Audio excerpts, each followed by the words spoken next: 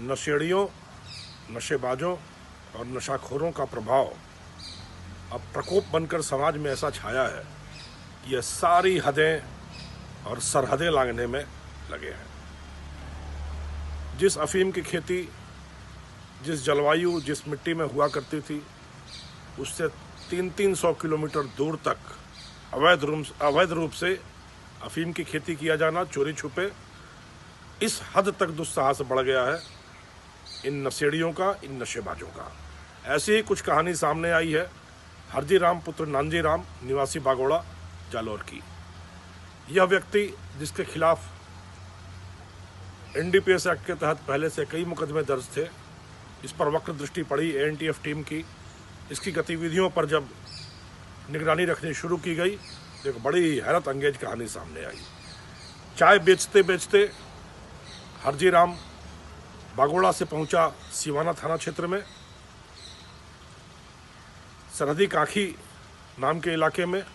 वहां इसने कुछ ज़मीन खरीदी और वहां शुरू किया इसने अफीम उपजाने का अपना कुत्सित व्यापार।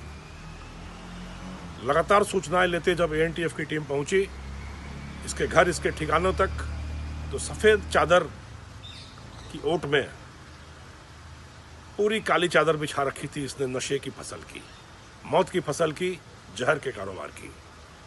करीब 2600 वर्ग मीटर में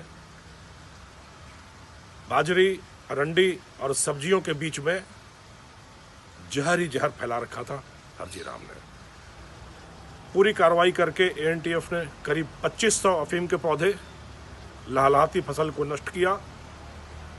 एक अनुमान के मुताबिक इनसे करीब 21 किलो अफीम और 1.5 से 2 क्विंटल डोडा चूरा उपजाया जा सकता था, जो उपजाया जा रहा था।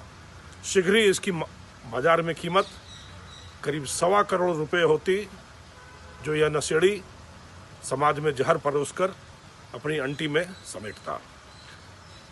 पर अपनी वक्र दृष्टि, अपनी सतर्क दृष्टि से ANTF ने इसके सभी इरादों पर तुषारापात करते हुए इस जहर की फसल को ध्वस्त किया और कल शाम इसके खिलाफ सिवाना थाना क्षेत्र में मुकदमा दर्ज करके पूरी फसल को नष्ट किया गया है। इस तरह प्रकोप छाया है इन नशेड़ियों का, नशे से कमाई करने वालों का, जिसके खिलाफ युवा वर्ग को और पूरे समाज को उठ खड़े होने की ज़रूरत है। और इसी के लिए कहा गया है कि सबकी अपनी अपनी करनी, सबका अपना फल, सबकी अपनी अपनी समस्या, सबका अपना हल। नशे में हल ना ढूंढना मित्रों, नामो निशान तक मिटा के रख दे जुर्म का ये दलदल। तो इस जुर्म के दलदल में समृद्धि, संतोष, सुख और सफलता की तलाश में इस मृग मरीचिका में घूमने वाले समाज के युवा वर्ग के लिए मेरा यह आह्वान है, यह संदेश है कि इस बुराई को जड़ से मिटाकर फेंकें और नशे की दुनिया से बाहर आकर अपने सपनों की दुनिया में, अपने सपनों को साकार करने की दुनिया में अध्यवसाय करें और अपना पुरुषार्थ दिखाएं। जय हिंद।